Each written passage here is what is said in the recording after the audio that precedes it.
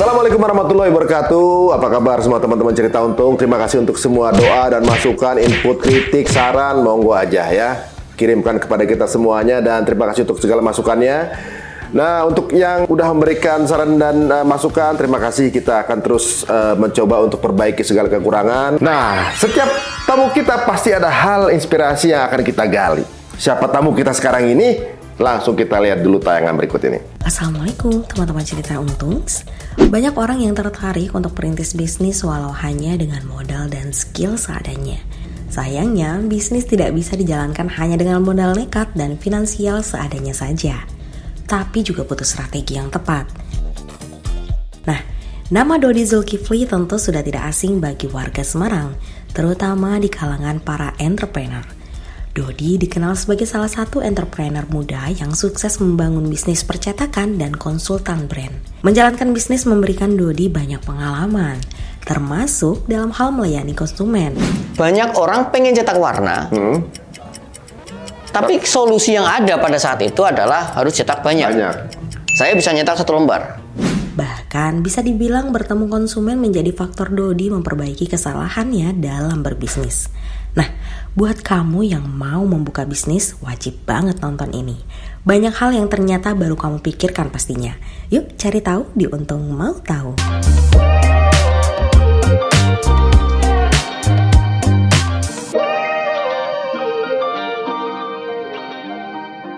Alhamdulillah kita sudah bersama Mas Dodi Zulkifli. Assalamualaikum Mas. Waalaikumsalam. Waduh.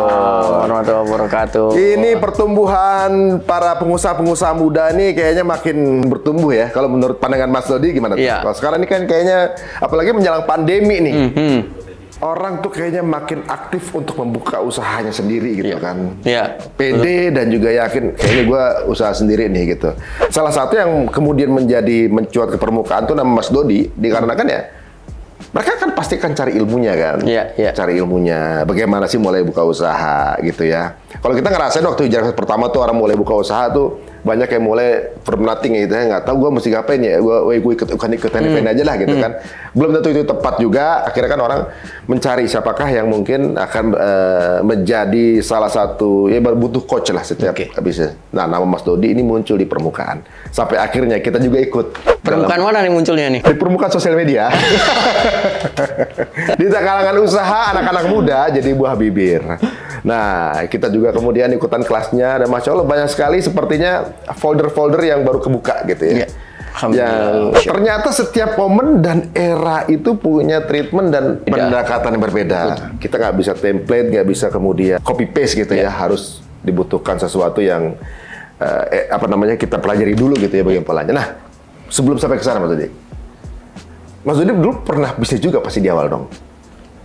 Bukan pernah, sampai sekarang juga. Oh iya, maksudnya pernah gagal dong pasti. Oh, kalau pernah gagal, pernah sekali dan jauh lebih banyak jumlah kegagalannya daripada jumlah bisnis yang saya punya sekarang. Nah, justru ini karena pernah gagal itu jadi pelajaran itu ya? Iya dong, nah, pasti. Awalnya apa? Awal mula nyemplung bisnis deh? Awal pertama kali bisnis ya? Tahun 2001. Apa itu? Tahun 2001 awal pertama kali bisnis itu percetakan. 2001 lulus SMA. Saya buka percetakan. Kenapa percetakan pilihnya? Kenapa percetakan? Berarti saya tarik mundur ke belakang. Oke, saya tarik mundur ke belakang. Jadi waktu SMA, saya hijrah waktu SMA. Jarang-jarang tuh orang hijrah SMA. Itu bukan hijrah, emang udah anak ngaji udah SMA, Pak. Oh enggak. Sebelumnya saya enggak gitu-gitu banget lah. Gitu-gitu banget tuh gimana? Ya kok gitulah ya. Iya. Ya, terus kemudian saya ngerasa kayaknya saya perlu ngasih masukan atau kasih nasihat buat anak muda. Kayak Ustadz aja lah ya pokoknya. Iya. Waktu itu kan belum ada sosial media. Waktu saya SMA tahun 2000 lah saya SMA. Facebook ada ya? Belum ya? Nggak ada. Belum ada. Oh, internet aja masih mahal waktu itu. Oh iya, benar. Nah, tahun 99 saya bikinnya berupa buletin Jumat. Saya menulis pemikiran-pemikiran saya tentang Islam harusnya itu begini, remaja itu harusnya begini, itu dalam bentuk buletin Jumat. Saya fotokopi. Iya.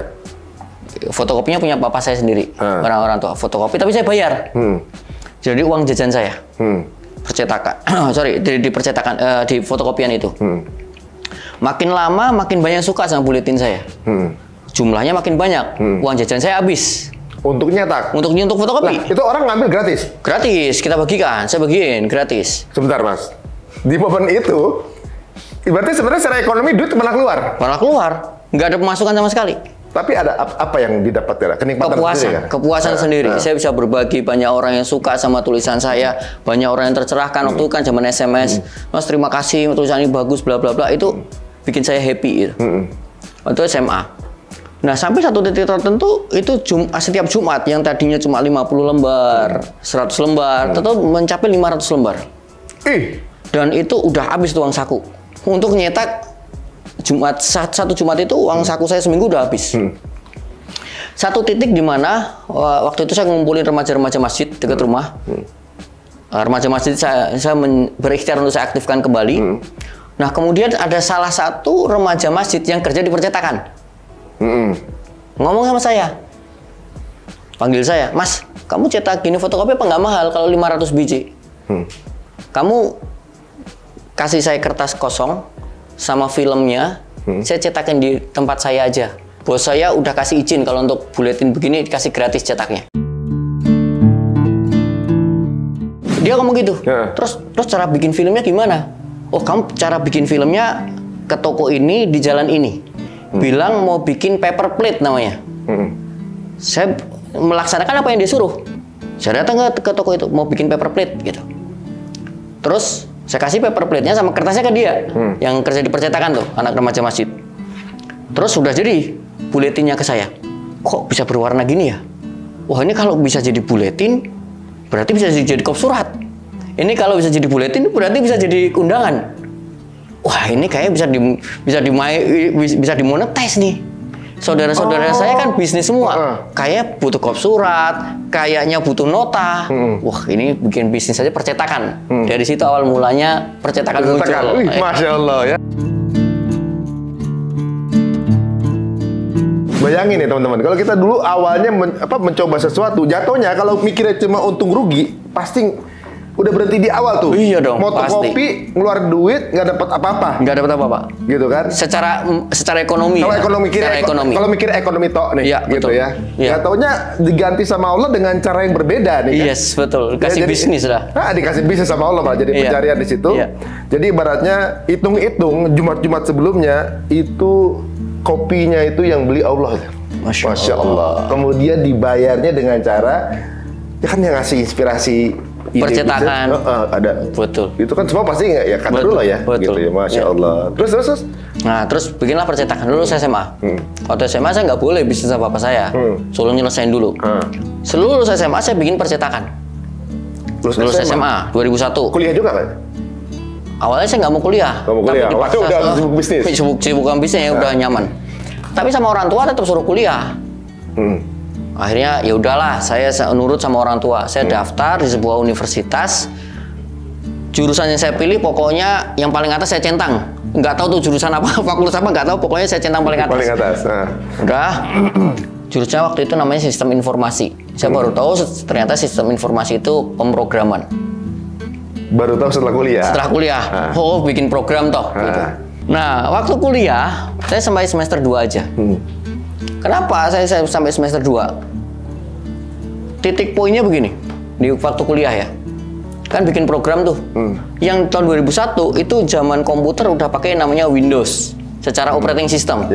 Itu di kuliah diajarin under DOS. DOS itu generasi sebelum Windows. Untuk pemrograman itu jadul banget. Saya bilang sama dosennya, saya itu kuliah biar hidup saya makin gampang.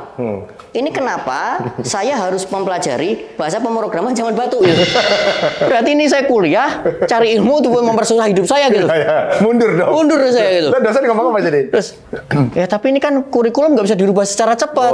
Mau nggak mau harus ngikutin ini. Ya udah deh saya nggak usah ikut ujian lah. Saya dapat nilai jelek nggak apa-apa. Oh, toh nanti juga nggak saya pakai kok ini kok. Akhirnya saya nggak ikut ujian. Ataupun saya kerjain asal-asalan. Dapat nilai pokoknya jelek lah. Ditanyain sama orang tua, IP berapa? Zaman dulu belum bisa ada online. IP masih dilihat pakai komputer di kampus. 3, 2 gitu. Suatu ketika surat sakti melayang ke rumah. Surat sakti dari kampus. Yang terima orang tua saya. Dibuka IP-nya 0, sekian. Ketahuan juga. Ketahuan juga itu. Di sidang lah. Dilakukan. Nggak, sidang kuliah apa sidang orang tua? Sidang istimewa. Oh, iya. Sidang istimewa, saya dipanggil sama orang tua saya. Ini IP 0, maunya gimana? Mau kuliah atau mau bisnis? Udah, sekarang pilihan terserah kamu. Itu panggilan papa saya. Terserah kamu tuh habis sholat tuh papa saya tuh. Ini habis sholat posisi saya pikir papa saya tuh agak jengkel sama saya lah. Ini kalau papa saya udah posisi kayak gini, nanti keluar kata-kata yang kata-kata yang bisa menyimpang. Saya pikir udahlah, saya mau ngikut lah pokoknya ini. Saya kuliah, kalau mintanya papa saya kuliah, saya bakal kuliah dan saya tutup bisnis saya. Waktu itu saya berpikir seperti itu. Tapi ternyata papa saya nawarin, kamu kuliah atau bisnis? Apapun pilihanmu, papa ridho sama pilihanmu. Ngomong gitu tahu, itu di luar dugaan saya. Tapi kalau kamu pilih bisnis, mulai besok kamu nggak dapat uang jajan lagi. Ya, bismillah, pilih bisnis Pak. Loh, ya. Itu usia berapa tuh berarti? Tahun 2000. Baru tingkat 2 ya, 2002 berarti ya. 2002 berarti saya tahun 83, lahir 19 tahun. Ya, udah yakin mau ini bisnis berarti bisnis. ya? Bisnis. Ya, kuliah tingkat 2-an gitu ya. Nah, semenjak saya diperbolehkan nggak kuliah, itu kayak hidup saya bebas banget tuh. Merdeka hidup saya. itu buat hidup saya itu kayak orang yang punya utang, tahu-tahu bebas utang, itu rasanya. Bisa nggak kuliah. Tapi Masya Allahnya saya pernah diundang sama kuliah tempat universitas yang tempat saya kuliah. Untuk jadi pembicara. Ya, tapi dia bilangin gini sama wakil rektornya. Tapi jangan bilang kalau pernah drop out dari sini, nanti mahasiswa pada drop out semua. Ayo, nama kampusnya apa coba? Kita ngomong di sini ketahuan juga. Aduh. Jadi dari tingkat 2 nggak nerusin karena alasannya memang lebih intens bisnis. Betul. Gitu. Katanya bisnisnya beda sama bisnis orang tua. Iya, bapak kan fotokopi sama alat tulis.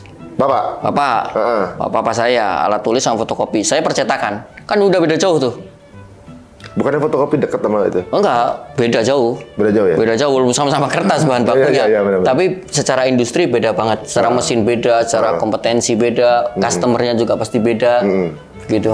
Nah, ya tadi percetakan dari mana idenya? Ya itu tadi. Ya. Gitu ceritanya. Ya. Nah, kemudian ketika usaha pertama itu percetakan, ketika dia ada itu langsung berhasil apa kejedot-jedot dulu? Oh, kejedot-jedot dulu lah. Itu bukan cuma kejedot, itu belesep. Untuk bahasa Jawa yang belesep sampai ke bawah itu kepala itu. Bukan cuma kejedot itu. Gimana ceritanya? Ya, tahun 2001 bisnis ya, percetakan. Waktu itu kan saya nggak punya pengalaman satu. Nggak punya mentor. Mau belajar bisnis dari mana? 2001 nggak ada internet. Iya. Kalau Bang Ari nemuin saya di Instagram, dulu nggak ada Instagram. Iya, nggak ada Instagram, nggak ada sosmed. Nggak ada sosmed, nggak ada YouTube, nggak ada Facebook. Mau belajar dari mentor, siapa mentor yang kita kenal? Kalau kita mau belajar dari orang yang sudah expert, dari mana kita mengenal bahwa seseorang itu adalah expert, bahwa seseorang itu adalah seorang pengusaha yang udah jadi? Karena kita nggak pernah mengenal siapa pemilik dari sebuah brand tertentu di zaman itu. Nggak bisa. Akhirnya ya kita bisnis dengan cara apa yang saya tahu gitu. Sebatas yang saya tahu. Jadi ibaratnya belajar sambil jalan gitu. Iya, betul. Belajar sambil jalan. Dengan pengalaman itu. Dengan pengalaman yang kita punya yang sangat minim sekali pada waktu itu pastinya. Nah, kemudian waktu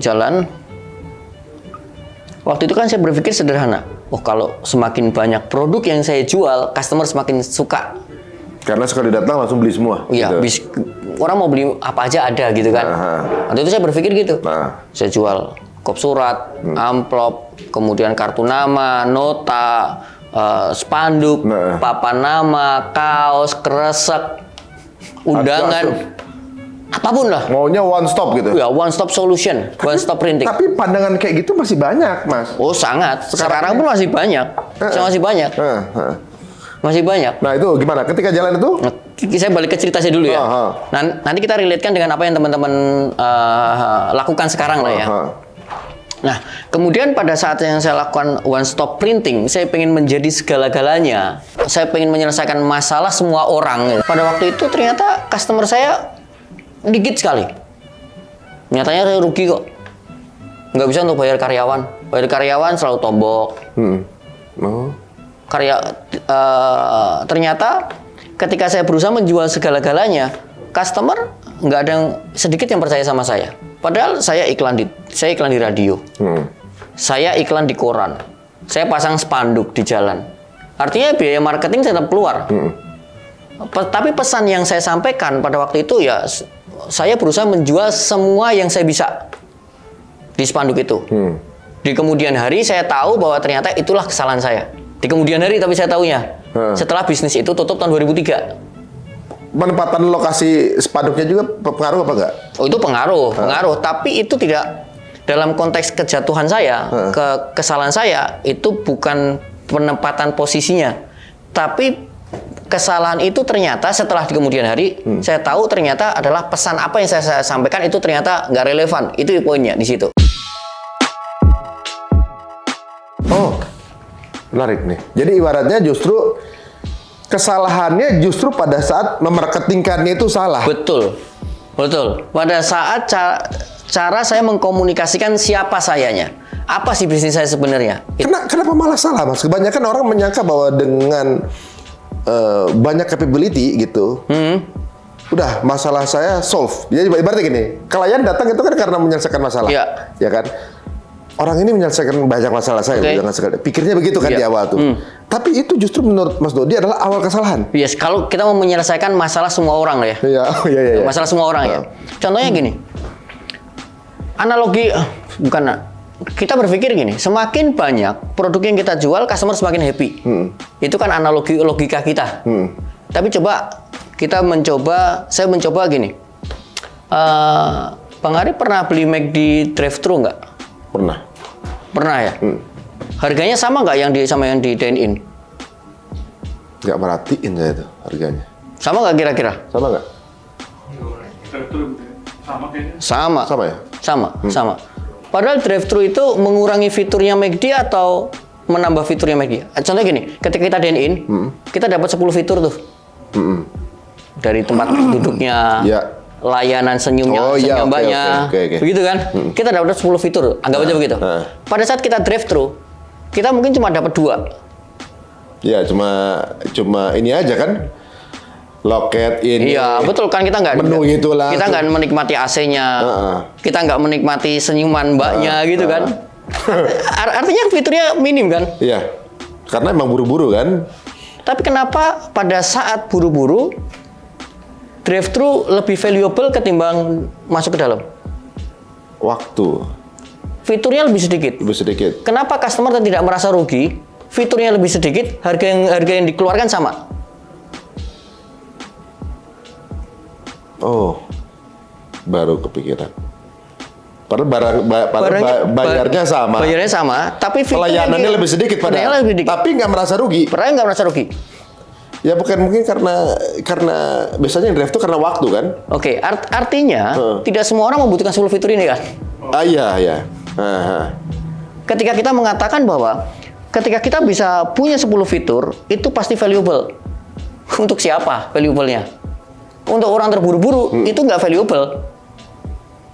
Oh, I see. Benar. Oke, gitu ya, kebayang ya? Jadi kadang-kadang pola yang kita pikir caranya begini, nggak taunya belum tentu itu. Iya. Pemikiran awal saya waktu pertama kali buka bisnis adalah ketika saya bisa kasih fitur lebih banyak, saya bisa kasih nilai tambah lebih banyak buat customer. Logika saya itu customer pasti happy. Iya. Tapi ternyata setelah saya jalanin, itu bisnis tahun 2003 tutup, saya belajarlah dari buku Positioning Battle for Your Mind, karangannya Jack Truth. Itu buku yang mengubah cara berpikir saya tentang bisnis, marketing, dan branding. Nah, di situlah saya mendapat ternyata kesalahan saya tahun 2001 sampai 2003 adalah saya berusaha memuaskan masalah semua orang. Iya. Salah ternyata teman-teman. Dia mikir kayak gitu, salah. Dan justru kebanyakan yang begitu sekarang mikir. Iya, kebanyakan begitu. Gitu. Akhirnya setelah begitu, jadi gimana nge-pushnya? Nah, akhirnya tahun 2003 kan tutup tuh bisnis. 2003 tutup bisnis, kemudian saya ikut papa saya. Fotokopi? Papa saya punya properti juga. Oh, oke. Saya ikut developer papa saya tahun 2003. Kemudian di saat itu juga saya baca buku tentang positioning itu. Oh, ternyata ini kesalahan saya. Waktu bisnis, berusaha memuaskan semua customer. Kemudian kesalahan saya lagi adalah saya tidak memasukkan pesan yang spesifik. Saya ingin menyelesaikan masalahnya siapa sih gitu. Itu poin-poin intinya. Kemudian tahun 2005 saya haji sama orang tua saya. 2005 saya haji sama orang tua saya. Kemudian itu kan di Mina tuh. Mina kan banyak, kalau boleh bilang kita di waktu itu di Indonesia, karena saya ikut papa saya kan rutinitas padat kan ya. Waktu di Mina kan hampir gak ada rutinitas apapun. Waktu itu maktabnya depan Jamarot, tapi kita yang agak di atas di lantai 2. Mas, sebelum nyambung ke ini kan ngomongin di Mina ya, naik haji sama orang tua. Sempat gak bapaknya Mas Dodi ngomong, udah nggak kuliah, bisnisnya tutup, anak gimana? Kuliah, milih bisnis juga tutup. Tahu gitu kuliah kemarin. Ada nggak? Alhamdulillahnya, kata-kata itu nggak pernah keluar ke saya. Nggak keluar? Nggak keluar. Masya Allah. Emang nggak keluar. Di desain juga pengusaha ya? Nggak keluar. Tapi saya tahu orang tua saya pasti berpikir gitu. Tapi saya tahu pasti papa saya mikirnya gitu. Tapi alhamdulillah papa saya nggak pernah ngomong kayak gitu. Dan orang tua saya nggak pernah ngomong kayak gitu. Tahu alasannya kenapa? Nggak tahu alasannya kenapa. Nggak tahu alasannya kenapa. Dan itu yang menurut saya satu hal yang buat saya wow banget gitu ya. Mahal itu ya? Itu mahal gitu. Itu kalau mungkin kalau orang tua saya pada saat itu ngatain, itu mental saya bisa down banget itu. Iya. Bisa cacat. Ya, pasti udah jatuh. Itu lagi bener. Kan? Nah, itu proses di Tanah Suci apa nih? Nah, taruh di Mina ya. Itu bisnisnya kan tutup tuh. Saya ikut papa saya di percetakan. Pada waktu itu saya sebenarnya udah nggak nyaman di di properti. Saya nggak nyaman di properti. Karena saya merasa saya punya ide-ide nggak bisa diakomodir. Ya, anak muda lah ya. Merasa bisa gitu. Tapi ternyata waktu itu kalaupun misalnya saya dikasih kesempatan ya belum tentu bisa juga gitu. Tapi kan ego ya, ego anak muda. Nah, waktu di Tanah Suci itu, waktu di Mina, saya ngelihat banyak orang itu yang haji pakai ID card. ID card tuh. Saya mikir gini, ini kalau saya bikin percetakan spesialis ID card gitu. Saya kayaknya terima order sekali aja untuk jamaah haji se-Semarang aja. Kayaknya saya nggak usah buka bisnis 11 bulan deh. Saya buka untuk haji aja, kayak udah bisa hidup deh untuk setahun. Saya mikir gitu. Memang ininya udah bisnis banget sih Mas. Lihat sesuatu nih kayak ini bisnis sih kayaknya nih gitu. Terus akhirnya gimana? Emang itu dari ide? Belum. Itu cuma kepikiran doang, selintasan gitu ya. Pulang dari haji, Masya Allah ya, Allah yang mudahkan, Allah yang ngasih menghantarkan perjalanan saya. Saya baca iklan di koran, dijual bahan ID card. Dijual bahan ID card. Itu waktu di Semarang ya tapi ya. Dijual bahan ID card. Saya telepon tuh. Ini bahan ID card cara ngebikinnya gimana? Pakai printer biasa bisa. Printer biasa yang gimana yang bisa untuk bikin? Ya, saya punya printer Canon itu di rumah yang disuntik bisa. Yang bener? Iya bener bisa. Masnya kesini aja saya praktekin.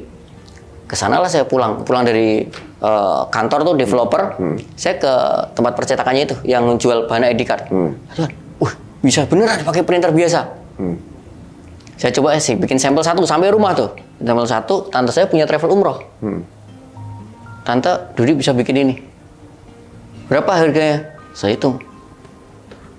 Mulai besok umroh tak pesenin ke kamu aja. Itu dapat pekerjaan ID card seperti yang saya bayangkan waktu di Mina. Naik haji aja punya ide bisnis, jadi ada bisnis. Masya Allah. Berapa order pertama?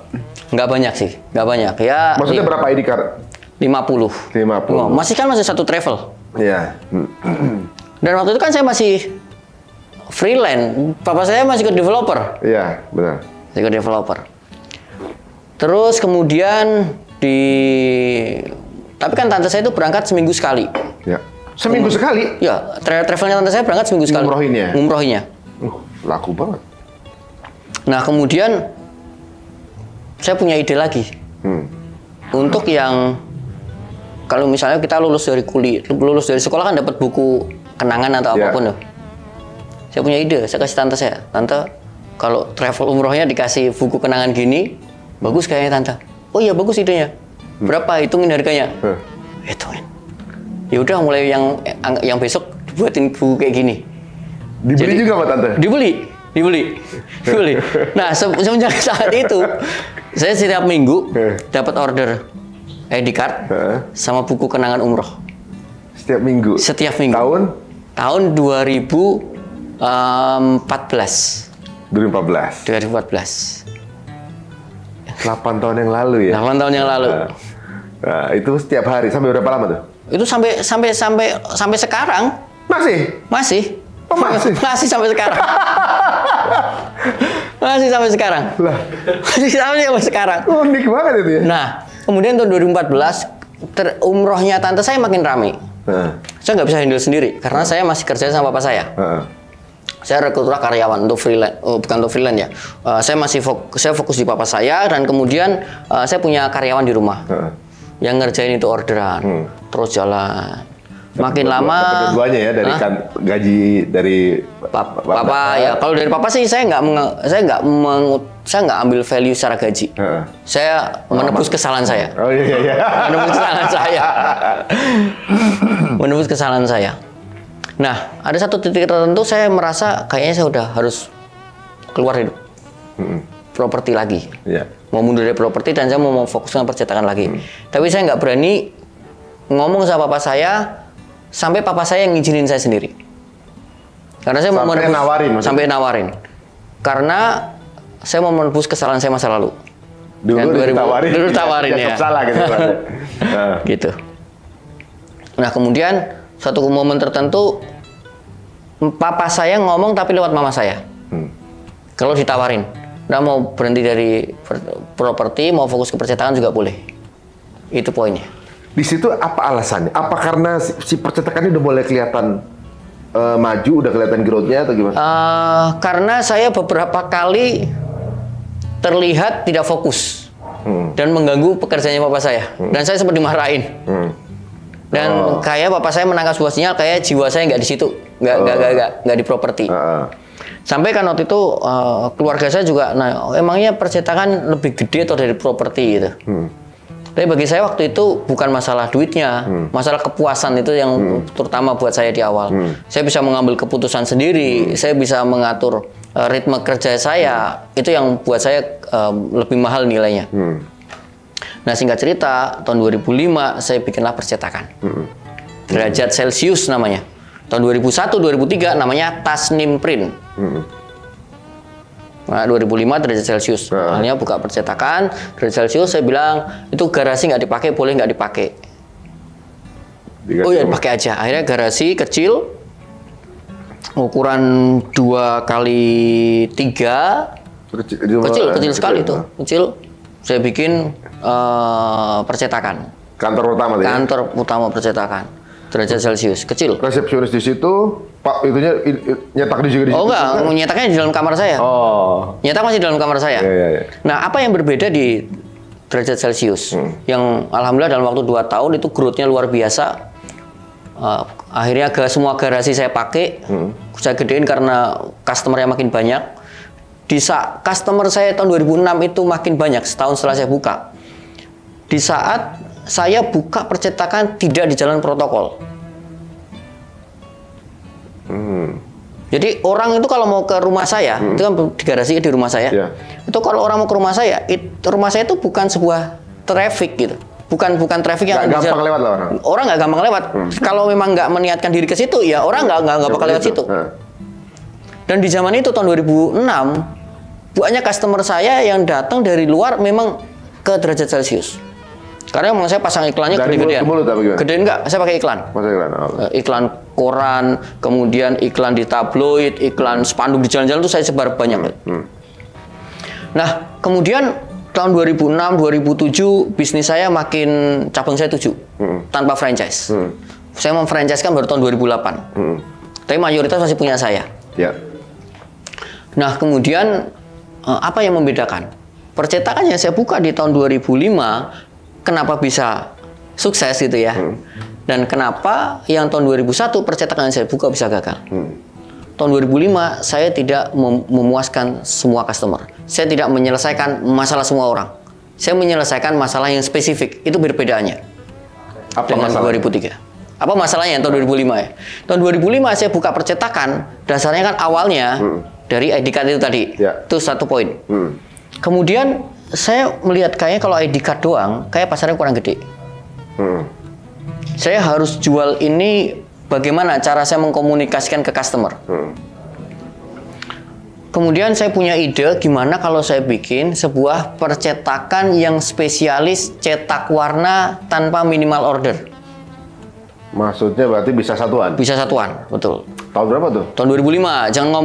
Jangan diriletkan dengan tahun ini ya. Itu udah beda jauh zamannya. Tahun itu mah Lux ya? Iya, tahun 2005 nggak ada yang bisa bikin gitu. Namanya mau cetak warna ya pasti satu rim. Satu rim itu 500 lembar gitu. Kertas. Nah, tahun 2005 Semarang, sepanjang yang saya tahu, masih saya yang pertama. Cetak warna tanpa minimal order dengan harga yang sangat murah sekali. Belum ada yang depannya S itu? Mungkin ada, tapi teknologi pada zaman itu harga cukup mahal. Satu lembar 18.000. Saya masih ingat kompetitor saya. Satu lembar 18.000. Saya 2.000. Itu cara menyiasatinya pakai yang tadi itu? Nah, kok bisa gimana? Nah, yang punyanya kompetitor saya yang 18.000, mereka pakai mesin yang memang difungsikan untuk produksi cetak warna. Sedangkan punya saya pakai mesin printer biasa. Yang saya simpan di dalam kamar, yang customer nggak tahu saya print pakai apa. Yang penting kan cek jadi warna gitu. Itu kalau customer saya tahu saya ngeprint pakai apa, mungkin di rumah dia nyetak. Di rumah dia nyetak di rumah. Kadang rahasia sebuah perusahaan itu sebenarnya bukan rahasia juga gitu ya. Cuma ditaruhnya di situ ya. Waduh. Itu kemudian jadi apa namanya produk unggulan saat itu. Jadi program unggulan. Kenapa? Karena banyak orang pengen cetak warna. Tapi solusi yang ada pada saat itu adalah harus cetak banyak. Saya bisa nyetak 1 lembar. Apa aja sih yang dicetak orang saat itu tuh pencetak warna? Banyak. Cover buku Yasin. Iya. Ke buku Yasin kan paling pesan 10, 20 buku. Kalau yang kaya ya pesennya banyak. Tapi kan rata-rata pesan Yasin di kampung-kampung kan nggak banyak-banyak, paling 30. Mau pakai foto di covernya. Nggak bisa tuh pakai offset. Iya, benar. Di tempat saya bisa karena bisa cetak satuan. Kemudian undangan ulang tahun kan nggak mungkin cetak 500 biji. Iya. Yang mau pakai foto anaknya, paling buku tuh 120. Udah sedikit bisa warna, ada foto lagi. Ada foto lagi. Iya. Di zaman itu. Di zaman itu udah keren banget. Tahun 2005, 2006. Nah, banyak yang nanya, Mas Dodi dapat ide gitu dari mana? Kok bisa dapat ide cetak warna tanpa minimal order? Banyak orang yang mengatakan itu ide jenius. Bagi saya enggak. Saya cuma copy paste aja. Copy paste dari mana? Copy paste dari statement-statementnya customer saya. Tahun 2001 sampai 2003. Waktu yang dilama ini. Yang dilama itu, yang tutup itu. Kan saya sebagai CEO, Chief Everything Officer.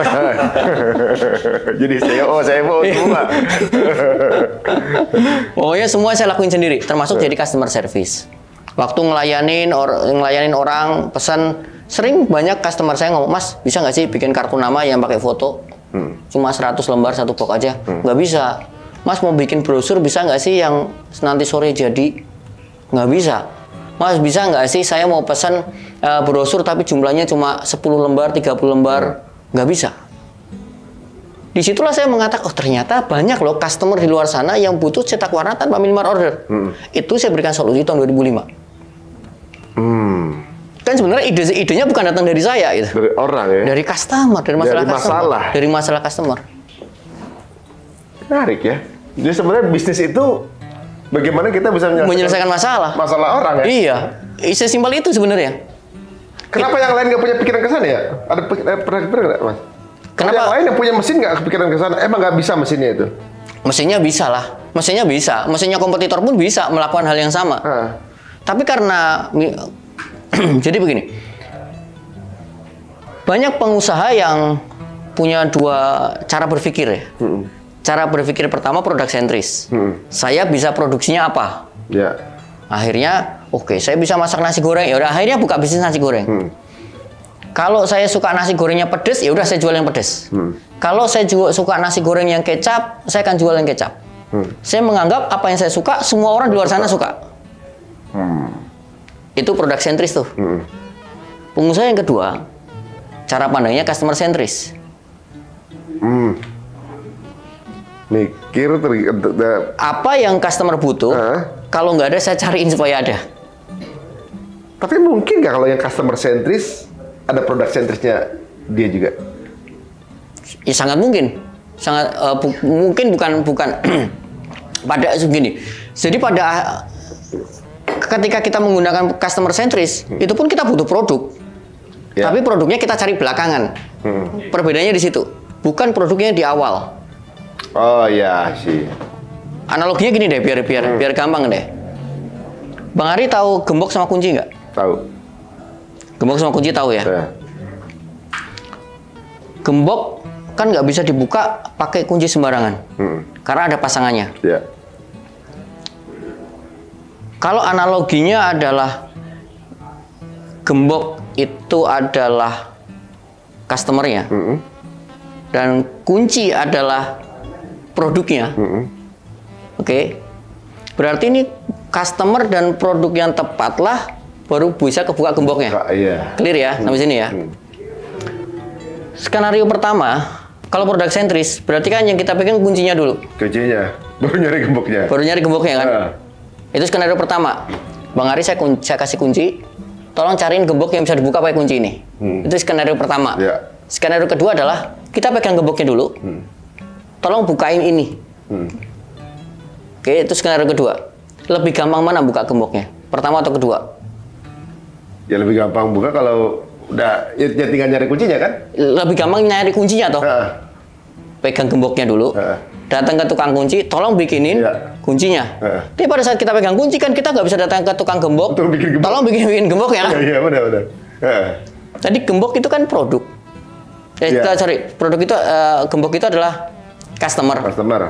Dan kunci adalah produknya. Yang mau dibuka pintu rezekinya nih, Cita. Yang gembok itu ketika terkunci, itu sama aja dompetnya customer masih kekunci. Gitu kan?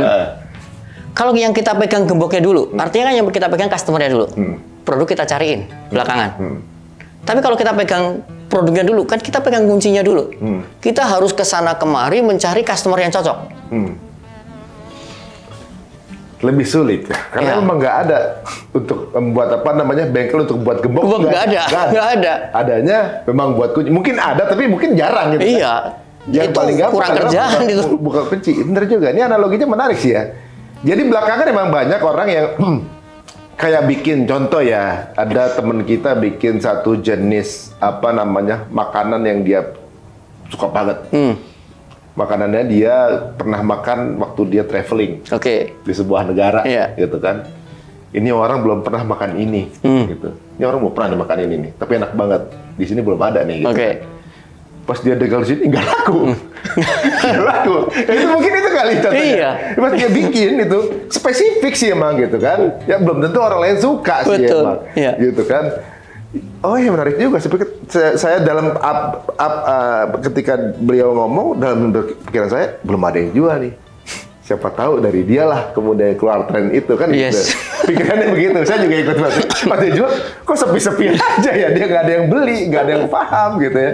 Gitu nih jualan bakso tuh laku gitu kan. Nah, ya mungkin itu seperti itu. Dia punya kuncinya justru ya. Iya, dia punya kuncinya. Dia ngerasa punya kuncinya. PR-nya cari gemboknya. Sehingga yang harus dia lakukan adalah dia berjalan dari satu gembok ke gembok lain, nyoba mana nih yang pas gitu kan. Kurang kerjaan lah gitu. Nah, kalau teman saya itu misalnya gini, dia jual itu, ada yang beli ada sih, tapi beli cukup tahu. Makanya saya abis itu, ya udah gitu. Cukup tahu gitu. Bukan yang beli terus gitu. Lah ini relate gak dengan itu? Seperti itu contohnya? Yes, kalau kadang saya pengen ngomong tapi saya nggak enak. Apa tuh? Masalah kue artis. Ya, boleh aja ngomong. Saya juga pernah nyoba maksudnya. Itu kadang saya khawatir baper gitu. Saya pernah nyoba juga dulu gitu ya. Dulu sempat ikut juga di situ, sempat juga ke bawah trennya itu. Sempat juga sih memang ada momen di mana naik gitu. Tapi kebelakangannya lebih ya kita pikir mungkin bukan core kita kan. Gitu kan kita pikir. Iya, itu menghibur hatinya begitu ya. Iya. Ya, Pak. Contohnya itu gimana? Kalau kue atas waktu workshop, saya pernah bawa kasus ini. Waktu itu antum telah datang ya, Bang Ari. Iya. Iya, untung nggak datang pas di kasus itu. Nah. Gimana sih saya? Waktu itu saya tampilin tuh di slide. Ada 4 brand. Yang pertama Bandung Princess Cake, Semarang Wife Cake, dan yang ketiga Roti Mamania. Apa yang sama di antara 3 ini? Wow, itu kan peserta jawab, oh sama-sama roti, sama-sama punya artis. Saya tambahin, sama-sama pernah viral. Oke. Persamaan yang keempat adalah ini sama-sama udah tutup semua. Tutup semua tuh ya? Tutup semua. Tutup semua. Tutup semua. Dan saya sempat ngitung jumlah kue artis yang ada di Indonesia itu ada berapa? Saya sempat ngitung. Plus minus ada 52. Yang saya bisa deteksi di Google. Dan yang masih eksis 6. Artinya 90% tutup loh. Iya. 90% tutup. Apa yang bisa kita ambil pelajaran dari situ? Oke. Artinya bisnis terkenal nggak jaminan bisnis itu sustain. Ya benar-benar. Oke ya. Viral membuat customer penasaran, calon customer penasaran. Tapi cuma value yang membuat orang jatuh cinta. Ya. Banyak yang nggak viral atau bukan berawal dari yang terkenal, tapi sekarang masih eksis. Yes, masih eksis. Ya. Kembali lagi ke produknya ya. Iya, kembali lagi produk ini menyelesaikan masalah customer yang mana. Kembali ke situ. Value itu kan kecocokan antara gembok sama kunci tadi. Definisi value itu apa sih sebenarnya? Definisi value kalau buat saya analogi paling sederhana gini. Kalau ada 2 roti, ada 2 bakery A sama bakery B. Bakery A bahannya premium, kemudian packagingnya keren, pasti rasanya juga enak. Ya. Jual 50.000. Bakery yang B bahannya biasa, packagingnya biasa, jual 25.000. Mana yang punya value lebih tinggi, yang A atau yang B? Saya yakin banyak orang mengatakan yang A. Kenapa yang A lebih tinggi value-nya? Banyak orang yang mengatakan begitu. Oh ya karena dia bahannya premium, packagingnya keren, rasanya enak, empuk dan lain-lain. Menganggap value itu adalah setiap yang fiturnya paling bagus itu value-nya lebih tinggi. Itu salah persepsi juga? Salah dong. Contoh tadi terakhir McD. Oh iya. Fiturnya ke drive-thru kan lebih benar. lebih dikit. Tapi pola pikir itu memang sebenarnya sudah masih ada, masih kuat. Ini roti A sama roti B ya. Kalau ada orang namanya Budi, UMR gajinya, dia orang yang cinta sama keluarga. Dia mau pulang bawain roti buat keluarga, pengen. Tapi lihat dompet, duitnya 30.000. Mana roti yang valuable buat si Budi? Yang A atau yang B? Yang B. Yang B. Karena harganya kan 30.000 kan? Harganya 30.000. 25.000. Dia punya 30.000, harganya 25. Yang B yang punya value buat si Budi. Kalau ada orang yang namanya Anton, dia pengusaha. Gajinya, bukan gajinya, pendapatannya kira-kira 100 juta. Buat dia, saya mau beliin keluarga saya roti, mau kasih oleh-oleh buat saya dari pulang dari kantor. Buat saya, keluarga saya nomor 1, buat saya kualitas harga nomor sekian. Untuk beli roti dia lihat dompetnya 500.000. Mana yang punya value buat si Anton? Yang A. Yang A. Terus jadi mana yang punya value coba? Value tergantung dari siapa ya? Iya dong. Oh, man. Gitu kan? Angle berpikirnya ternyata begitu ya. Selama ini kita menganggap value itu kalau ini ada produk, menganggap value itu melekat di produknya saja, tanpa ada perbandingan dengan siapa customernya.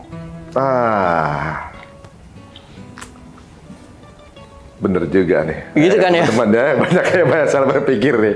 Banyak pola-pola yang masih kita jalanin nih ya. Oh gitu, ya. Kalau value adalah sesuatu yang lebih enak, sesuatu yang lebih mahal, packaging yang lebih keren, Indomie nggak laku. Itu 2000-an kok. Iya. Sekarang masih eksis. Wow, itu bukan eksis lagi tuh. Itu mie terbesar di dunia itu. Indofood. Dengan harga segitu? Dengan harga segitu. Harga 3.000-an loh. Jadi sebenarnya value itu dilihat dari apanya? Oke, value dilihat dari apanya. Value itu subjektif. Menurut siapa customer-nya.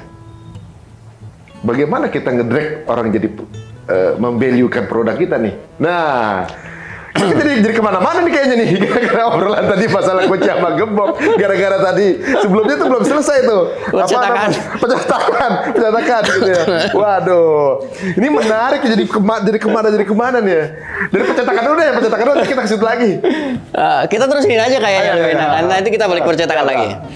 Nah, kita balik sedikit ke value ya. Dari mana kita tahu value? Ya tentuin dulu. Kita mau ngelayanin si Anton atau ngelayanin si Budi? Karena cara memuaskan si Anton sama si Budi beda. Coba kalau kita punya, andai kata nih ya, misalnya kita owner seperti bakery A. Kita selama ini makan rotinya enak-enak. Maka kita kan berpikir bahwa setiap orang harus makan roti itu yang premium bahannya. Begitu kan? Ya. Akhirnya HPP jadi tinggi dan akhirnya dia harus jual harga mahal. Ternyata yang beli si Budi. Ya. Nah, si Budi nawar dong. Kita mengedukasi si Budi. Ini roti saya itu bahannya premium loh. Roti yang lain tuh bahannya biasa. Ini roti saya premium, coba deh. Enak punya roti saya. Si Budi kamu, iya saya tahu rotimu enak. Saya tahu bahanmu tuh luar biasa. Saya tahu packagingmu keren. Tapi dompet saya 30.000. Boleh pakai pay letter gitu. Iya. Nah, terus kalau Anda, teman-teman nih, yang bakery-nya A, nemuin customer-nya si Budi. Terus kita jadi baper. Katanya semua customer nawar. Mau mintanya harga murah. Ownernya baper, dia datang ke workshop. Terus ngomong, kalau semua customer itu sama, mintanya kualitas bagus, harga tinggi. Kualitas bagus, harga murah. Padahal ini awal mula statement ini muncul karena dia kejualan ke tempat yang salah. Iya. Berarti yang dibidik siapa dulu? Iya, itu dulu. Ya? Oh. Karena si Anton sama si Budi tadi nggak bisa dipuaskan dengan cara yang sama. Meskipun sama-sama butuh roti. Sama-sama mau ngasih keluarganya roti. Ternyata memang nggak semudah itu ya membahasakan, ya, mengkomunikasikan produk kita. Awalnya kita berarti aiming targetnya harus jelas dulu. Yes, itu pertama. Maka ada pertanyaan tuh, produk dulu atau brand dulu kan itu.